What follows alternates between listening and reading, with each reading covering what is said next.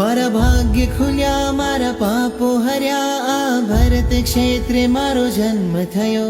એવું પરમ પવિત્ર શાશ્વત તીર્થ શ્રી શત્રુંજયનો સ્પર્શ થયો.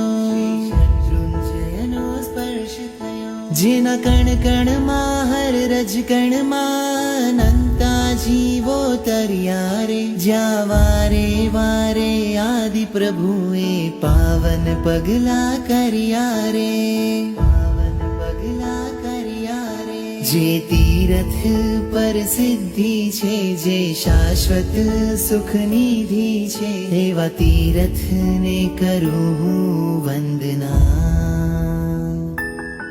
જેના શિખરે ઋષભજી છે, જેના તળિયે જય તળેટી છે, એવા તીરથને કરું હું વંદના.